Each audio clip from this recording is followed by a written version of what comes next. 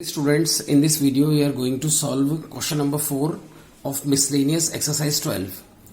This is a manufacturing type problem, and in this we have to manufacture two type of toys.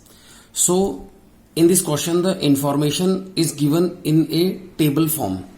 एक table given है जिसके अंदर हमें जो है ये दे रखा है कि टॉय ए जो है और टॉय बी जो है उनको बनाने के लिए हमें तीन मशीन्स पे काम करना पड़ता है, मशीन फर्स्ट, सेकंड और थर्ड, और कितना कितना मिनट लगता है वो ये हमें टेबल्स में दे रखा है. जनरली तो हम क्या होता है कि वर्ड प्रॉब्लम जो हमारा क्वेश्चन होता है उसमें से ये सब जो है इंफॉर्मेशन कलेक्ट करते हैं, लेकिन यहां पर हमें एक टेबल के अंदर ये इंफॉर्मेशन गिवन थी तो वहां से हमें कलेक्ट करना भी इजी था.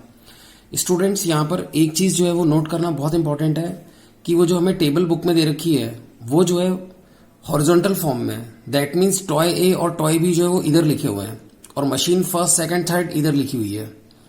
लेकिन यहां पर ये चीज जो है क्लैरिफाई करना बहुत जरूरी है कि हमसे फाइनली ये पूछा गया है कि टॉय ए और टॉय बी हम कितने बनाएंगे जिससे कि हमें मैक्सिमम फायदा हो. तो हम टॉय ए और टॉय बी को हम यहां लिखेंगे और उनके अंदर में जो मशीन्स काम में ली गई है वो यहां पे लिखेंगे, उनमें जो प्रॉफिट हो रहा है वो यहां लिखेंगे और जो उनकी क्वांटिटी वो हम यहां लिखेंगे. आप ये चीज बहुत ध्यान से देखना कि हमें टॉय ए और टॉय बी की क्वांटिटी बतानी है, तो ये दोनों हम यहाँ ऊपर लिखते हैं और इनके बारे में जो भी क्वालिटीज गिवन है कि मशीन पे कितना कितना टाइम लगेगा, प्रॉफिट कितना होगा, क्वांटिटी कितनी लेनी है, वो सब हम यहाँ लिखेंगे. ये जो क्वांटिटीज हैं ये कई बार ज्यादा होती हैं, लेकिन यहाँ जो हम दो चीज लिखते हैं वो दो ही होती हैं. ठीक है, जैसे टॉय ए और टॉय बी. तो इस तरह से जो टेबल बनती है उसको हम वर्टिकल टेबल बोलते हैं. मैं बार बार हर वीडियो में यही बोलता हूं कि हमें एक वर्टिकल टेबल बनानी है, तो वो वर्टिकल टेबल इस तरह से. तो टॉय ए और टॉय बी हमने लिख लिया और मशीन फर्स्ट, सेकंड, थर्ड के अंदर में जो टाइम हमें लग रहा है वो हमने यहाँ पे लिख लिया, टेबल से दोनों में लिख लिया, ए और बी में. और प्रॉफिट जो है वो हम जो लैंग्वेज है उसमें से हमने पढ़ा, जो वर्ड प्रॉब्लम है उसमें से, कि टॉय ए पे 7.50 रुपीज का प्रॉफिट हो रहा है और टॉय बी पे जो हमें है वो 5 रुपीज का प्रॉफिट हो रहा है और प्रॉफिट हमें जो है मैक्सिमाइज करना है. और इनकी क्वांटिटी जो है एक्स और वाई मान लेते हैं. और अब हमें यहाँ पे कंस्ट्रेंट्स गिवन है, कंस्ट्रेंट्स यानी लिमिट्स.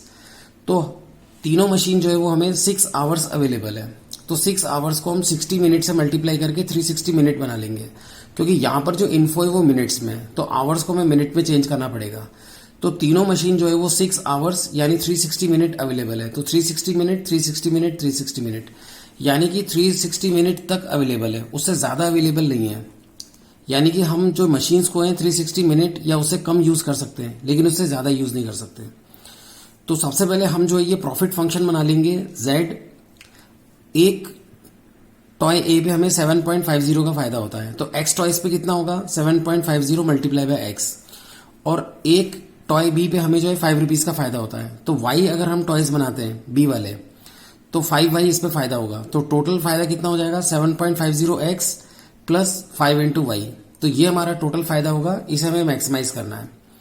अब जो है अगर हम इसको देखें तो एक टॉय का जो है वो 12 है, तो X टॉयज का कितना हो जाएगा 12X. और B टॉय के अंदर में एक टॉय का टाइम है 6 मिनट, तो Y टॉयज का कितना हो जाएगा 6Y. तो 12X प्लस 6Y ये जो है 360 से लेस होना चाहिए. तो 12X प्लस 6Y ये जो है लेस देन इक्वल टू 360 होना चाहिए. इसी तरह से ये जो है 18X, क्योंकि इसकी हम X क्वांटिटी बना रहे हैं, और ये जो है 0 दे रखा है, टेबल में ही 0 दे रखा है, तो 0Y. तो 18X प्लस 0Y ये भी जो है 360 से लेस होना चाहिए. और इस वाले को हम थोड़ा ध्यान से देखेंगे, इसके अंदर में एक के अंदर में लगते हैं 6 मिनट, तो X में कितने लगेंगे 6X. इसमें एक में लगते हैं 9 मिनट, तो Y में कितने लगेंगे 9Y. और इसका जो टोटल टाइम है वो मिलाकर 360 से कम होना चाहिए. तो ये 6X प्लस 9Y यानी यहां से 6X एंड 9Y, तो 6X प्लस 9Y ये जो है 360 से कम होना चाहिए. तो 6X प्लस 9Y 360 से कम होना चाहिए. अब यहाँ पे स्टूडेंट्स हम इक्वेशंस को जो है सिंप्लीफाई करने के लिए इस वाली इक्वेशन को हम डिवाइड कर लेंगे 6 से, तो ये सिंप्लीफाई होकर इस तरह से आ जाएगी. इस वाली इक्वेशन को हम सिंप्लीफाई करने के लिए 18 से डिवाइड करेंगे, तो ये सिंप्लीफाई होकर ही आ जाएगी. और इस वाली इक्वेशन को हम सिंप्लीफाई करने के लिए 3 से डिवाइड करेंगे, तो ये सिंप्लीफाई होकर ही आ जाएगी. उसके बाद में ग्राफ बनाने के लिए हमने ये पॉइंट्स भी लिए हैं. जैसे अगर मैं इसमें X को 0 ले लेता हूं तो ये 3 जो है वो डिवाइड में जाएगा, तो Y की वैल्यू आ जाएगी 40. और अगर मैं Y को 0 ले लेता हूं तो ये तो खत्म हो जाएगा, 2 इधर डिवाइड में जाएगा, तो X की वैल्यू आ जाएगी 60. तो इस तरह से हमें इसके 2 पॉइंट्स मिल जाएंगे। 2 पॉइंट्स ही काफी हैं, एक जो हमारा वाई एक्सिस पे, एक हमारा एक्स एक्सिस पे। सिमिलरली हमने इसके ऊपर भी पॉइंट लिया है, तो इसके अंदर में तो x जो है वो लेस देन इक्वल टू 20 है, तो इसमें y तो दे ही नहीं रखा है, लेकिन x जो है वो हमेशा 20 रहेगा। यहाँ पे कुछ बच्चे डाउट कर सकते हैं कि सर लेस देन भी तो है, तो आप लेस भी तो ले सकते हो।